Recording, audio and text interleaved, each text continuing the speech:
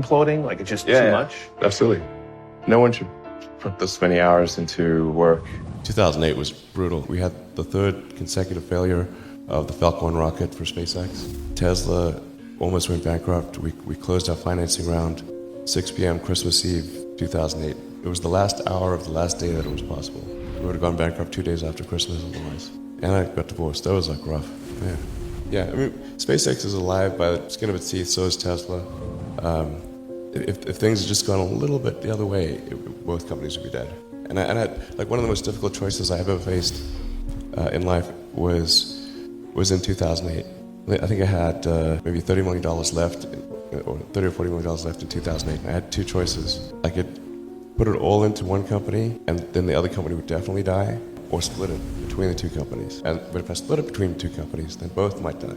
And when you put your blood, sweat, and tears into creating something, or building something, it's like a child. And so it's like, which one am I going to let one starve to death? I couldn't bring myself to do it, so I split the money between the two. Fortunately, thank goodness, they both came through. Well, there's a ton of failures along the way, that's for sure. Like, so as I said, for SpaceX, the first 3 launches failed, and just barely able to scrape together enough parts and money to do the 4th launch. If that 4th launch had failed, we would have been dead. So multiple failures along the way. I tried very hard to get the right expertise in for SpaceX. I tried hard to find a great chief engineer for the rocket. The good chief engineers wouldn't join, and the bad ones, well, there was no point in hiring them. So I ended up being chief engineer of the rocket. So if I could have found somebody better, then we would have maybe had less than 3 failures. 22 hours a day? Or like how many hours? I was working, so 7 days a week, sleeping in the factory. I worked in the paint shop, general assembly, body shop. You ever worry about yourself imploding? Like it's just too much? Absolutely. No one should put this many hours into work. This is not good. And people should not work this hard. They should not do this. This is very painful. Painful in what sense? It hurts my brain and my heart. So this is not recommended for anyone. I just did it because if I didn't do it, then good chance Tesla would die. I don't think you'd necessarily want to be me.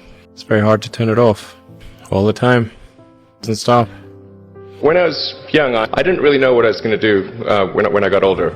I think when I was, 5 or 6 or something, I thought I was insane because it was clear that other people their mind wasn't exploding with ideas. It was just strange. I didn't think it would be easy.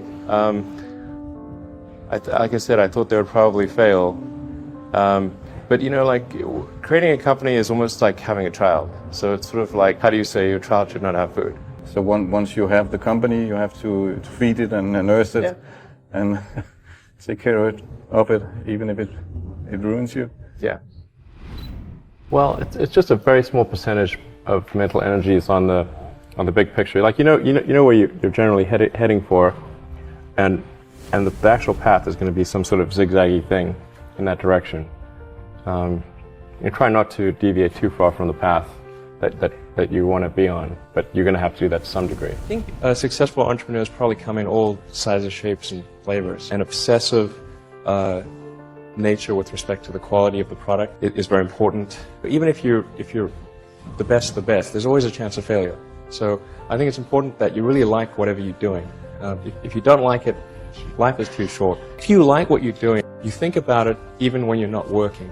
I mean, it's something that your mind is drawn to. And if you don't like it, you just really can't make it work, I think. A lot of times people think like creating a company is going to be fun. I would say it's really not that fun. I mean, there are periods of fun, and there are periods of where it's just awful. And particularly if you're the CEO of the company, you actually have a distillation of all the worst problems in the company. There's no point in spending your time on things that are going right. So you only spend your time on things that are going wrong. And there are things that are going wrong that other people can't take care of. So you have like the worst. You have a filter for the crappiest problem in the company. The most pernicious and painful problem. I think you have to feel quite compelled to do it and have a fairly high pain threshold. And there's a friend of mine who says like starting a company is like staring into the abyss and eating glass. And there's some truth to that. The staring into the abyss part is that you're going to be constantly facing the extermination of the company. Because most startups fail. It's like 90%, arguably 99% of startups fail. So, that's the staring into the abyss part. You're constantly saying, okay, if I don't get this right, the company will die. It can be quite stressful. The eating glass part is you've got to do the problems. You got to work on the problems that the company needs you to work on, not the problems you want to work on. And so that's you end up working on problems that you'd really wish you weren't working on. And so that's the eating glass part.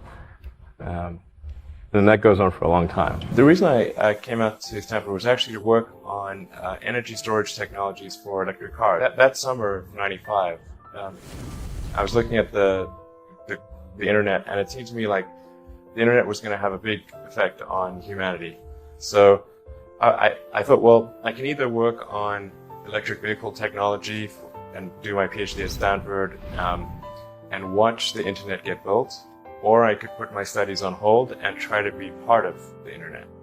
And at first I tried to get a job at Netscape because that was the only internet company. And they didn't respond to me. So then I was like, okay, if I can't get a job at the only internet company, then I better try starting something. But I talked to my professor and I said, look, I'm going to try starting a company. It's probably not going to succeed. And if it doesn't succeed, can I come back? And he said, sure, no problem. And so I put my studies on hold and started the company. Well, I'm surprised by the whole thing, honestly. I certainly didn't expect for any of these things to happen, honestly. In fact, the only reason I started a company back in '95, an internet company, was because I couldn't get it. There were only a few internet companies, and I couldn't get a job at any of them. Well, you want to do, particularly if you're starting a company, you need to work super hard. So what does super hard mean? When my brother and I were starting our first company, I didn't have any money. In fact, I had negative money. I had huge student debts. In fact, I couldn't afford a place to stay and an office. So instead of getting an apartment, we just rented a small office and we slept on the couch. And we showered at the YMCA. And there was an ISP on the floor below us, just a little tiny ISP. And we drilled a hole through the floor and connected a null modem cable. That gave us our internet connectivity for like $100 a month. And we're so hot up, we had just one computer. So the website was up during the day and I was coding at night. 7 days a week, all the time. And I briefly had a girlfriend in that period, and in order to be with me, she had to sleep in the office. So work hard, every waking hour. That's the thing I would say, particularly if you're starting a company. It's very important to actively seek out and listen very carefully to negative feedback.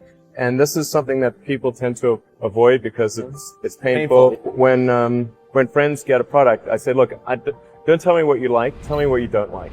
Otherwise, your friend is not going to tell you what he doesn't like. Right. He's going to say, oh, I love this and that, and leave out this is the stuff I don't like list. And sometimes even your enemies give you good negative feedback.